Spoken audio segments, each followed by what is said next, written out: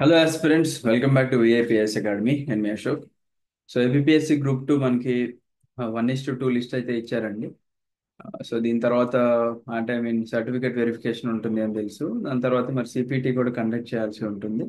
So CPT కూడా conduct చేస్తారు. But చాలా మంది స్టూడెంట్స్ అయితే డిసప్పాయింట్ అయ్యారండి. ఆ, అంటే డిస్పైట్ స్కోరింగ్ 200+ మార్క్స్ వాళ్ళు లిస్ట్లో లేకపోవడం అనేది చాలా డిసప్పాయింటింగ్గా ఉంది స్టూడెంట్స్కి. సో ఒకటే గుర్తుపెట్టుకోండి, కాంపిటేటివ్ ఎగ్జామ్ అన్న తర్వాత మనకి సక్సెస్ వస్తే హ్యాపీనెస్ ఎంతైతే ఉంటుందో, మనం ఫెయిల్ అయినప్పుడు డిసప్పాయింట్మెంట్ కూడా అదే రేంజ్లో ఉంటుంది. సో అన్నిటికీ ముందే ఫిక్స్ అయ్యి మనము ఈ కాంపిటేటివ్ ఎగ్జామ్స్లో దిగాలి. చూడండి, ఇప్పుడు ఇద్దరు స్టూడెంట్స్ ఉన్నారు. ఇద్దరు స్టూడెంట్స్ రాశారు. ఒకళ్ళకి ఒకళ్ళ నేమ్ లిస్ట్లో ఉంది, ఇంకొకరి నేమ్ లిస్ట్లో లేదు అనుకుంటే వాళ్ళకి ఎంత బాధ అనిపిస్తుంది.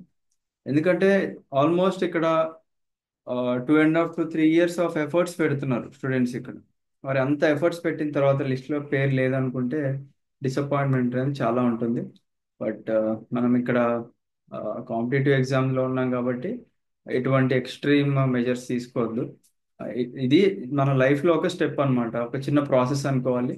మనం ట్రై చేసాం బట్ రాలేదు, ఓకే, దీని తర్వాత ప్లాన్ బి ఏంటో అలా చూసుకొని వెళ్ళిపోతే బెటర్ అన్నమాట. ఇంకా ఎందుకంటే ఉన్న పోస్టులు మనకి ఒక 900 చిల్లర పోస్టులు ఉన్నాయి కదండి. సో ఆ 900 చేంజ్ పోస్ట్స్ ఏవైతే ఉంటాయో మనకి వాళ్ళకి మాత్రమే ఉద్యోగాలు వస్తాయి కదా.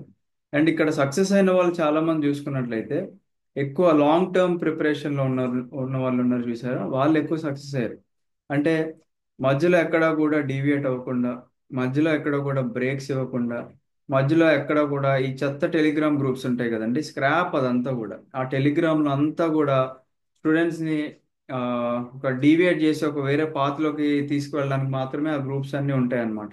ఎగ్జామ్ 100% జరగదు, నేను గ్యారంటీ అంటాడు ఒకడు. సో ఇలాంటివన్నీ కూడా మీరు పట్టించుకోవద్దండి, ఓకేనా. ఒకటే గుర్తుపెట్టుకోండి, మీకు ఏదైనా న్యూస్ ఉంటే అది 100% న్యూస్ పేపర్స్లో వస్తుంది, అండ్ అలాగే న్యూస్ ఛానల్స్లో వస్తుంది, లేదా మనలాంటి ఛానల్స్ ద్వారా మీకు బయటకు వస్తుంది. ఆ టెలిగ్రామ్లో జాయిన్ అవ్వడం వల్ల మీకు ఏమవుతుందంటే మీ మైండ్ డీవేట్ అయిపోతుంది. ఎప్పుడైతే ఎగ్జామినేషన్ ముందు 20 క్రూషియల్ డేస్ ఉన్నాయో ఆ ఆ 20 డేస్ అనేది మీ యొక్క లైఫ్ని డిసైడ్ చేసే డేస్ అని మేము చాలా వీడియోలో చెప్తూనే ఉన్నాం. అప్పుడు కూడా మేము చాలా వీడియోలో చెప్పామండి, మీరు డీవియేట్ అవ్వకండి.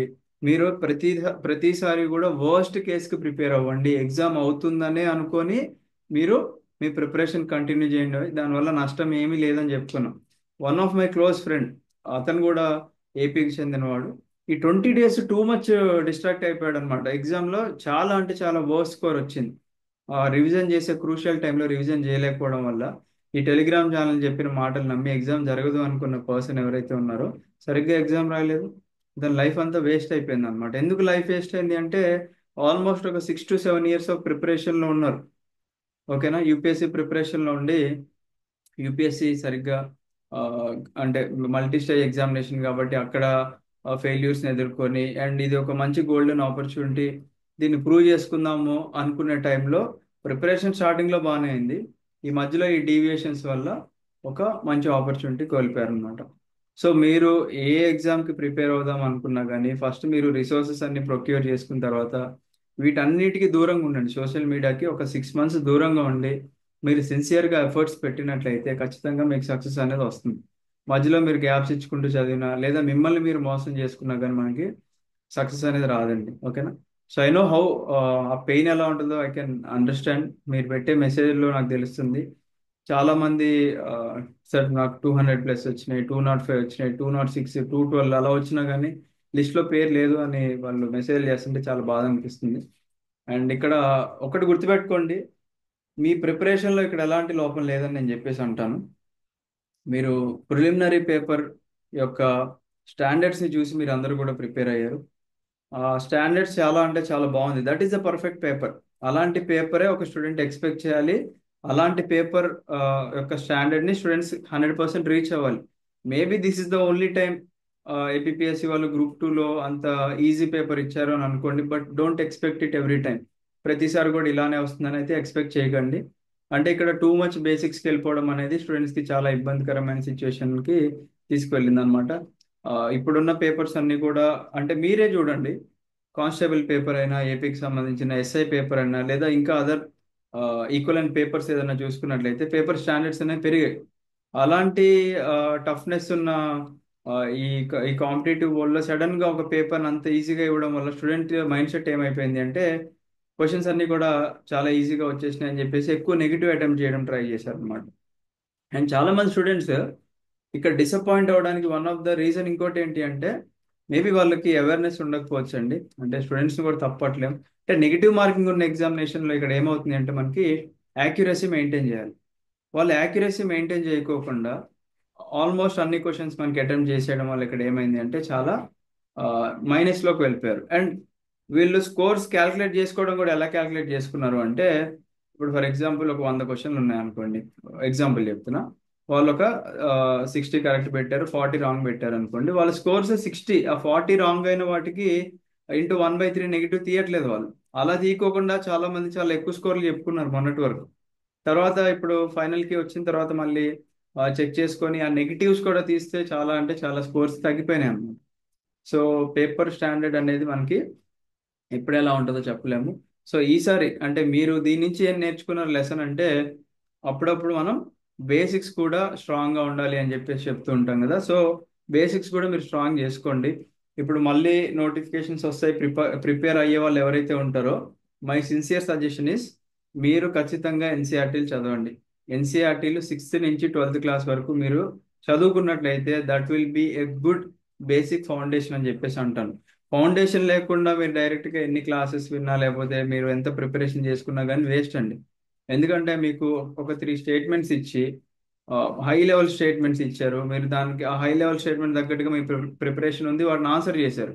ఇంకొక స్టేట్మెంట్ ఇచ్చి క్వశ్చన్ లో దాంట్లో ఒక బేసిక్ క్వశ్చన్ అడిగి మీరు అది ఆన్సర్ చేయలేకపోతే మాక్సిమం ఒక 50-50 మీరు ఇక్కడ ఎలిమినేట్ చేసే అవకాశం ఉంటుంది. బట్ 100% మీరు గెస్ట్ చేయలేరు అనమాట. ఇది ఖచ్చితంగా రాంగ్ గా రైట్ అని చెప్పేసి గెస్ట్ చేయలేరు కదా. సో అలాంటి సిచ్యువేషన్స్ అనేవి ఎదుర్కొంటూ ఉంటాం. సో ఇది ఒక లెసన్ లాగా అనుకోండి, లేదా ఒక పీడకల్ లాగా అనుకోండి. దీన్ని మర్చిపోయి మళ్ళీ మీ ప్రిపరేషన్ స్టార్ట్ చేయండి. అండ్ జిఆర్ఎల్ కూడా నాకు తెలిసి మరి సిపిటి తర్వాత ఇస్తే బాగుంటుంది. సో దట్ మీ పర్ఫార్మెన్స్ ఎలా ఉందని చెప్పేసి మీకు కూడా ఒక బేసిక్ ఐడియా వస్తుంది. జిఆర్ఎల్ అనేది 100% ఇవ్వాలి. అలా ఇస్తేనే ఏపీఎస్సి వాళ్ళు కూడా ట్రాన్స్పరెంట్గా చేసినట్టు అవుతుంది. జిఆర్ఎల్ ఇవ్వకపోతే మాత్రం చాలా మంది స్టూడెంట్స్ ఇబ్బంది పడిపోతారు అనమాట. అండ్ అది కూడా ట్రాన్స్పరెన్సీ లేదు అన్నట్టు మనం కన్సిడర్ చేసుకోవచ్చు. సో లెట్స్ హోప్ జిఆర్ఎల్ కూడా ఇస్తారని చెప్పేసి అనుకుందాం. Because Telangana exams on the other hand చూసుకున్నట్లయితే రీసెంట్ గా కండక్ట్ అయిన ప్రతి ఎగ్జామ్ కూడా మనకి జిఆర్ఎల్ బయటకు వచ్చింది.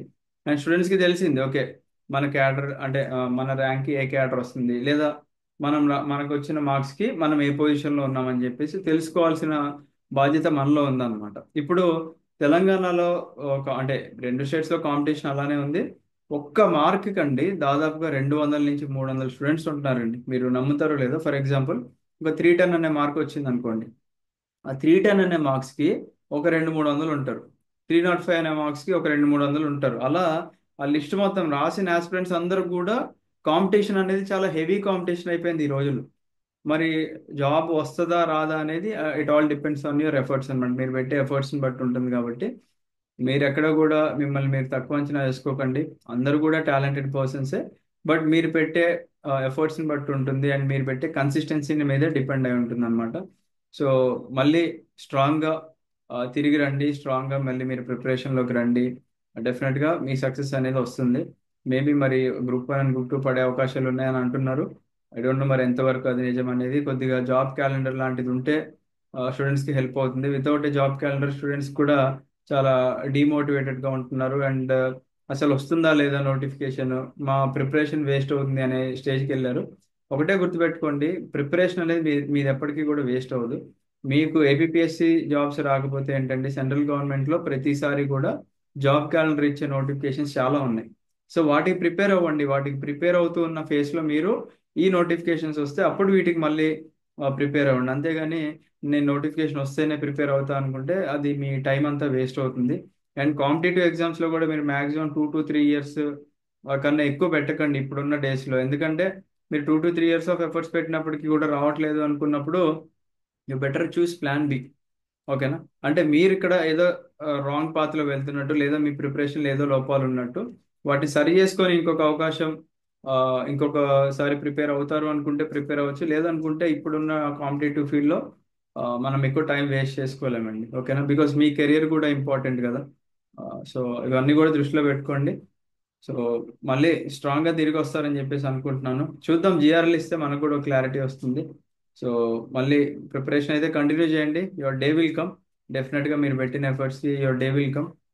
బెస్ట్ ఎగ్జాంపుల్ మనం ఆల్రెడీ ప్రీవియస్ వీడియోలో చెప్పుకున్నాం. One of my dearest friend Murali అని చెప్పేసి, అతను ఎస్ఐ అవుదాం అనుకున్నాడు ఫస్ట్. ఎస్ఏ అవుదాం అనుకున్న పర్సన్ 2 సార్లు కూడా ఎస్ఏ క్లియర్ చేయలేకపోయాడు. బికాస్ మ్యాథమెటిక్స్లో కొద్దిగా మనోడు వీక్ అనమాట. బట్ డెప్యూటీ కలెక్టర్ వస్తుంది అనమాట ఇప్పుడు. మనోడికి వచ్చిన రీసెంట్గా మనకి జిఆర్ఎల్ వచ్చింది కదండి. దాంట్లో 83rd ర్యాంక్ వస్తుంది, డెప్యూటీ కలెక్టర్ వస్తుంది అనమాట. సో చెప్పలేమండి, ఎవరి ఫేట్ ఎలా ఉంటుందో చెప్పలేం. మన యొక్క థింకింగ్ అనేది లో లెవెల్లో ఉంటే మన మన ప్రిపరేషన్ కూడా అదే లెవెల్లో ఉంటుంది. ఇప్పుడు ఎస్ఐ పోయింది, నేను ఏం చేయాలి? గ్రూప్ 1 నోటిఫికేషన్ వస్తుంది, ఖచ్చితంగా సాధించాలి అని చెప్పి సాధించారు. సో మీరు కూడా ఏం చేయాలి? గ్రూప్ 2కి ప్రయత్నించారు. సో గ్రూప్ 2 రాలేదు అనుకున్నప్పుడు మేబీ నా నా నా ఫేట్ గ్రూప్ 1కి రాసి పెట్టుందేమో అని చెప్పేసి you better aim for the good job. Group 1 కోసం ట్రై చేయండి. సో గ్రూప్ 1 అంటే మిమ్మల్ని నేను గ్రూప్ 1కి ప్రిపేర్ అవ్వమని చెప్పట్లేదు. మీరు ప్రిపేర్ అయ్యే వాళ్ళు ఉంటే ప్రిపేర్ అవ్వండి, లేదు అనుకుంటే యూపీఎస్సీ ప్రిపరేషన్లో ఉండండి. ఈ యూపీఎస్సీ ప్రిపరేషన్లో భాగంగా మీకు గ్రూప్ 1 చాలా ఈజీ అవుతుంది అన్నమాట మీ పాప. ఓకేనా? So I wish you all the best అండి. Have a great day. Demotivate అవ్వకండి. I know the pain, but స్ట్రాంగ్గా ఉండండి. మళ్ళీ స్ట్రాంగ్గా ఫైట్ బ్యాక్ చేసి తిరిగండి. Have a great day. Jai Hind.